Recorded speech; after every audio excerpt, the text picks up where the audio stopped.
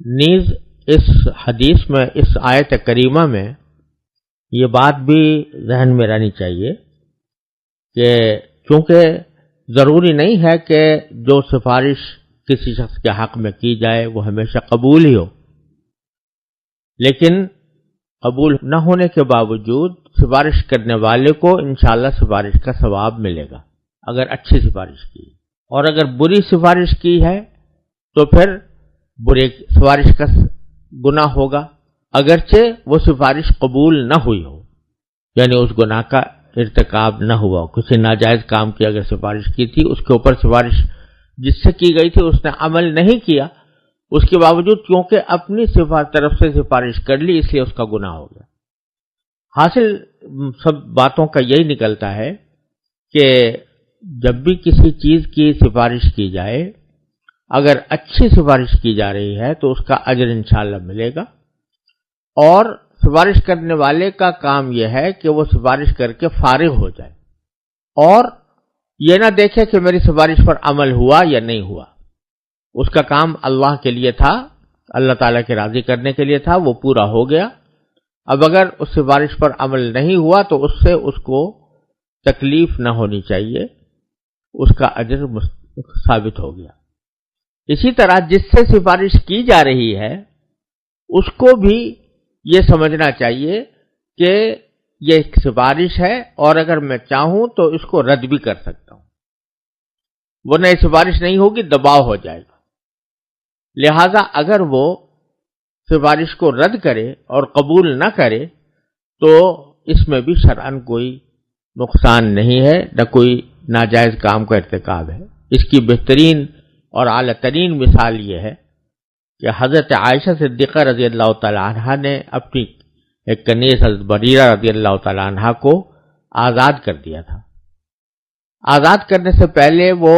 ایک شوہر کے نکاح میں تھی، حضرت مغیث رضی اللہ تعالی عنہ ان کے نکاح میں تھی۔ شریعت کا قاعدہ یہ ہے کہ جب کوئی باندی یا کنیز آزاد ہوتی ہے تو اللہ تعالی کی طرف سے اس کو شرعاً یہ اختیار ملتا ہے کہ وہ نکاح جو اس نے باندی ہونے کی حالت میں اس کا کیا گیا تھا اس میں اس کی اپنی مرضی شامل نہیں تھی، تو اگر وہ چاہے تو نکاح ختم کر دے، آزاد ہونے کے بعد اس نکاح کو ختم کر دے، اور اگر چاہے تو باقی رکھے۔ جب حضرت بریرہ رضی اللہ تعالیٰ عنہ آزاد ہوئیں تو حضرت مغیث رضی اللہ تعالیٰ عنہ کے نکاح میں تھیں، اور ان کو شرعی اعتبار سے اختیار ملا کہ چاہیں تو ان سے الگ ہو جائیں۔ وہ ان سے الگ ہونا چاہتی تھی اور اپنا اختیار استعمال کرنا چاہتی تھی، لیکن مغیث رضی اللہ تعالیٰ عنہ ان سے بہت محبت کرتے تھے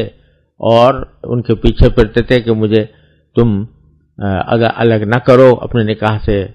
خارج نہ کرو، میرے نکاح کو برقرار رکھو۔ تو اتنا وہ محبت میں گرفتار تھے بریرہ کی کہ وہ رسول کریم صلی اللہ علیہ وسلم سے بھی انہوں نے سفارش کرنے کے لیے فرمایا۔ تو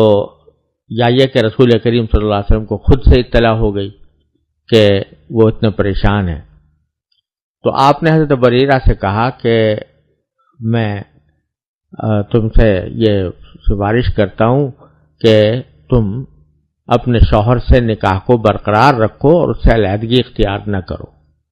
حضرت بریرہ رضی اللہ تعالی عنہ باوجود کہ ایک کنیز تھیں لیکن اللہ تعالیٰ نے عقل اور فہم و فراست کا بڑا اعلیٰ درجہ عطا فرمایا تھا، تو وہ جانتی تھی کہ اگر یہ حضور اقدس صلی اللہ علیہ وسلم کا حکم ہے تب تو مجھے اس میں سرتابی کی مجال نہیں ہونی چاہیے، لیکن اگر یہ محض مشورہ اور سفارش ہے تو پھر مجھے آزادی ہے کہ میں چاہوں تو اس کو قبول کروں یا چاہوں نہ کروں۔ چنانچہ انہوں نے صاف صاف رسول کریم صلی اللہ علیہ وسلم سے پوچھ لیا کہ یا رسول اللہ، یہ آپ نے جو حکم دیا ہے یہ حکم ہے یا سفارش ہے؟ تو حضرت رسول کریم صلی اللہ علیہ وسلم نے صاف فرما دیا کہ میں تو سفارش کے طور پر اور مشورے کے طور پر یہ بات کہہ رہا تھا، کوئی حکم دینا مقصود نہیں تھا۔ تو حضرت بریرہ کو یہ بات واضح ہو گئی کہ چونکہ یہ سفارش تھی اور اگر میں اس کے اوپر کوئی عمل نہیں کروں گی تو رسول کریم صلی اللہ علیہ وسلم کو اس سے کوئی ناگواری نہیں ہوگی، لہذا انہوں نے صاف صاف کہہ دیا کہ یا رسول اللہ اگر سفارش ہے تو پھر میں اس کو قبول نہیں کرتی، کیونکہ میں ان کے ساتھ رہنے کے لیے تیار نہیں ہوں۔ تو اس میں بالکل واضح ہو گئی یہ بات کہ سفارش جس سے کی جا رہی ہے وہ بھی آزاد ہے، چاہے تو اس سفارش کو قبول کرے اور چاہے نہ کرے۔ اگر نہ کرے تو سفارش کرنے والے کو اس سے کوئی ناگواری بھی نہیں ہونی چاہیے، جس طرح رسول کریم صلی اللہ علیہ وسلم نے کسی ناگواری کا اس بات پر اظہار نہیں فرمایا کہ میں نے تو سفارش کی تھی مغیث کے حق میں اور تم نے اس کو قبول نہیں کیا۔ ایک آخری معاملہ سفارش سے متعلق یہ بھی ہے کہ اگر کسی سفارش پر کوئی معاوضہ لیا جائے، یعنی یہ کہا جائے کہ اتنے پیسے دو تو میں تمہاری سفارش کروں گا، تو یہ سفارش نہیں ہے، رشوت ہے، اور حدیث میں اس کو حرام قرار دیا گیا ہے۔ اور اس میں معاوضہ چاہے مالی نوعیت کا ہو تب بھی رشوت ہے، اور اگر مالی نہ ہو بلکہ اپنے کام کرانے کی خاطر اس سے کوئی اپنا کام لے لیا جائے تو یہ بھی ایک طرح کی رشوت ہے اور یہ جائز نہیں ہے۔ سفارش ہونی چاہیے خالصتاً اللہ کے لیے، اللہ تعالیٰ کی رضا جوئی کے لیے، کسی مسلمان کی حقیقی طور پر مدد کرنے کے لیے، کسی دکھی کا دکھ دور کرنے کے لیے، اور یہی مقصود ہونا چاہیے، نہ یہ کہ اس کو ایک کاروبار بنا لیا جائے اور اس کے اوپر معاوضہ وصول کیا جائے۔ یہ سفارش کے آداب تھے جو کچھ خلاصے کے طور پر عرض کیے گئے۔ پھر اگلی آیت میں اللہ تبارک و تعالی نے یہ فرمایا کہ وَإِذَا حُيِّيتُمْ بِتَحِيَّةٍ فَحَيُّوا بِأَحْسَنَ مِنْهَا۔ اللہ تبارک و تعالی نے آگے حکم یہ دیا کہ اگر جب تمہیں کوئی شخص سلام کرے تو تم اس سے بھی بہتر طریقے پر سلام کرو، او ردوہا، یا کم از کم انہی الفاظ میں اس کا جواب دے دو۔ بے شک اللہ ہر چیز کا حساب رکھنے والا ہے۔ یہ اگلی آیت ہے۔ تو اس کا پچھلی آیت سے یہ جوڑ ہو سکتا ہے کہ جب اللہ تبارک و تعالی نے سفارش کو باعث اجر و ثواب قرار دیا، اچھی سفارش کو، تو اسی سفارش کا ایک جز یا ایک شعبہ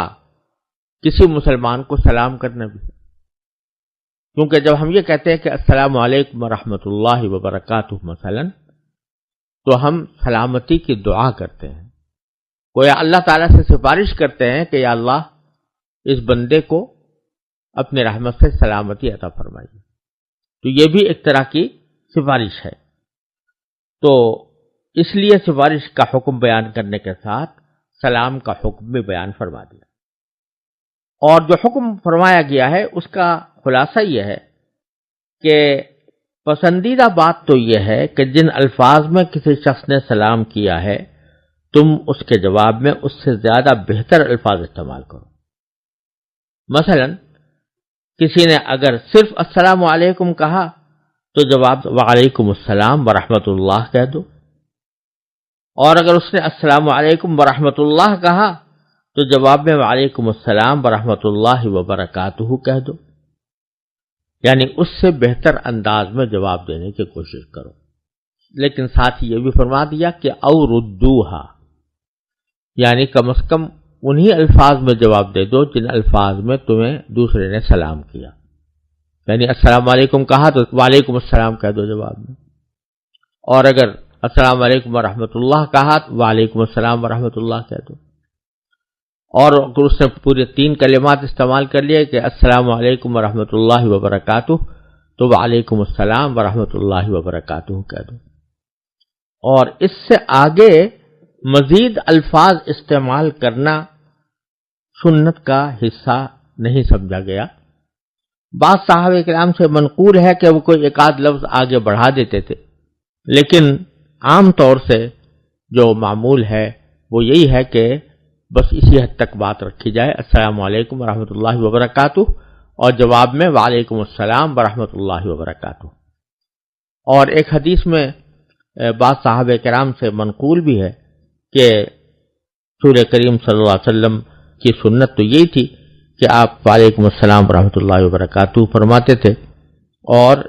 ایک صحابی نے ایک مرتبہ شروع ہی میں السلام علیکم ورحمۃ اللہ وبرکاتہ فرمایا تو آپ نے جواب میں صرف وعلیک کہنے پر اکتفا فرمایا، اور پھر یہ جملہ ارشاد فرمایا کہ تم نے ہمارے لیے کوئی کلمہ چھوڑا ہی نہیں کہ جواب میں ہم کوئی اضافہ کرتے، تم نے خود ہی وبرکاتہ تک پہنچ گئے۔ تو یہی سنت ہے۔ اور ایک روایت میں حضرت عبداللہ بن عباس رضی اللہ تعالیٰ عنہ سے منقول ہے کہ ایک شخص اس سے آگے کچھ الفاظ کہنا چاہ رہا تھا، جیسے السلام علیکم ورحمۃ اللہ وبرکاتہ ومغفرتہ ورضوانہ مثلا، تو حضرت عبداللہ بن عباس نے اس کو تنبیہ کی اور فرمایا کہ ان السلام قد انتہا الی البرکہ۔ یہاں یہ بات یاد رکھنی چاہیے کہ سلام کرنا کسی شخص کو اپنی طرف سے سلام کرنا، سلام کرنے میں پہل کرنا، یہ واجب تو نہیں ہے لیکن سنت ہے، مستحب ہے۔ اور چاہے آدمی ایسا ہو جسے آدمی پہچانتا ہو یا ایسا ہو جسے نہ پہچانتا ہو، اس کو سلام کرنا یہ مستحب ہے اور سنت ہے۔ اور حدیث میں رسول کریم صلی اللہ علیہ وسلم کا ارشاد ہے کہ افشوا السلام، سلام کا کو رواج دو، زیادہ سے زیادہ پھیلاؤ سلام کے کلمے کو۔ اور ساتھ ہی یہ بھی فرمایا گیا کہ سلام اللہ تبارک و تعالیٰ کے ناموں سے ایک نام ہے، لیکن جس شخص کو سلام کیا جا رہا ہے تو اس کو در حقیقت اللہ تبارک و تعالیٰ کی طرف سے دعا دی جاتی ہے کہ اللہ تعالیٰ اس کے اوپر اپنی سلامتی نازل فرمائے۔ تو سلام کی ابتدا کرنا تو مسنون ہے یا مستحب ہے، لیکن جس شخص کو سلام کیا گیا اگر اس نے سلام سنا ہے تو اس کے ذمے جواب دینا واجب ہے، اگر وہ جواب نہیں دے گا تو گنہگار ہوگا۔ ابتدا میں اگر سلام نہ کیا تو گنہگار نہیں ہوگا، لیکن سلام کا جواب نہیں دیا تو گنہگار ہوگا۔ اس لیے اس بات کو مد نظر رکھنا چاہیے۔ اول تو سلام ابتدا ہی میں کر لینا، اس کا اہتمام کرنے کی ضرورت ہے۔ اور حدیث میں رسول کریم صلی اللہ علیہ وسلم سے یہ ارشاد منقول ہے کہ اللہ کے نزدیک سب سے زیادہ مقرب وہ شخص ہے جو سلام کی ابتدا کرے۔ اور دوسری بات یہ ہے کہ سلام کرنا ویسے تو مسنون ہے، لیکن کچھ مقامات ایسے ہیں جن میں سلام کرنا ناجائز یا کم از کم مکروہ ہے۔ مثلا ایک شخص نماز پڑھ رہا ہے تو نماز پڑھنے والے کو سلام کرنا ناجائز ہے۔ ایک شخص قرآن کریم کی تلاوت کر رہا ہے تو جب تک تلاوت ختم نہ کر لے اس وقت تک اس کو سلام کرنا مکروہ ہے۔ اور اسی طریقے سے کوئی شخص اگر ذکر میں مشغول ہے، ذکر کر رہا ہے، تو اس کو سلام کرنا مکروہ ہے۔ اسی طرح اگر کوئی شخص قضاء حاجت میں مصروف ہے تو اس وقت میں بھی اس کو سلام کرنا مکروہ اور ناجائز ہے۔ تو یہ کچھ حالات ہیں جن میں سلام کو منع کیا گیا ہے۔ اسی طرح ایسے موقع پر کسی کو سلام کرنا جس سے اس کو تکلیف پہنچنے کا اندیشہ ہو، جیسے اس کو نیند آ رہی ہے اور نیند کی حالت میں اور آپ نے جا کے سلام کر دیا جس سے اس کی نیند بھاگ گئی، یہ سلام کرنا مکروہ ہے۔ یا کوئی ایسا مجمع ہے جو کسی شخص کی تقریر سن رہا ہے، کسی کا بیان سن رہا ہے، کسی کا درس سن رہا ہے، تو اس وقت نہ درس دینے والے کو سلام کرنا جائز ہے اور نہ سننے والوں کو سلام کرنا جائز ہے، بلکہ بغیر سلام کیے مجلس میں ویسے ہی بیٹھ جانا چاہیے، اور جب درس سے فراغت ہو تو جس سے ملاقات ہو اس کو سلام کر لیا جائے۔ ایک اور ادب سلام کا احادیث میں یہ بیان فرمایا گیا ہے کہ جو آدمی سوار ہو وہ پیدل چلنے والے کو سلام کرے، اور جو چلتا ہوا ہو وہ بیٹھے ہوئے کو سلام کرے، تاکہ کوئی شخص اپنی فضیلت کسی طرح سمجھ کر تکبر میں مبتلا نہ ہو۔ اسی لیے رسول کریم صلی اللہ علیہ وسلم نے اس ارشاد کو ادب سکھایا ہے۔ اور ایک حدیث میں یہ بھی فرمایا گیا ہے کہ جب آدمی اپنے گھر میں جائے تو اپنے گھر والوں کو بھی سلام کرنا چاہیے، اور اس حدیث میں یہ بھی ہے کہ اس سے انشاءاللہ برکت ہوگی۔ اسی طرح اگر کسی سے پہلی ملاقات ہوئی ہے تو سلام کرنا مسنون ہے، اور تھوڑی دیر کے بعد دوبارہ ملاقات ہو پھر دوبارہ سلام کرنا یہ بھی منقول ہے۔ صحابہ کرام سے منقول ہے کہ وہ ذرا سی دیر تھوڑی سے آپس میں ایک دوسرے سے جدا ہو جاتے تو دوبارہ ملنے کے وقت میں دوبارہ سلام کرتے تھے۔ اللہ تعالیٰ ان تمام احکام پر ہم سب کو عمل کرنے کی توفیق عطا فرمائے۔ اور ساتھ ہی آخر میں فرما دیا اللہ لا الہ الا ہو لیجمعنکم الی یوم القیامۃ لا ریب فیہ، کہ اللہ وہ ہے کہ اس کے سوا کوئی خدا نہیں، وہ تمہیں ضرور بالضرور قیامت کے دن اکٹھا کرے گا جس کے آنے میں کوئی شک نہیں۔ ومن اصدق من اللہ حدیثا، اور کون ہے جو اللہ سے زیادہ بات کا سچا ہو۔ یہ اللہ تعالیٰ نے ہمیشہ قرآن کریم میں ایک طریقہ رکھا ہے ہم سب کے لیے، اس میں نفع ہے کہ جب کوئی حکم دیتے ہیں تو پھر ساتھ ساتھ آخرت کا تصور بھی دلاتے ہیں،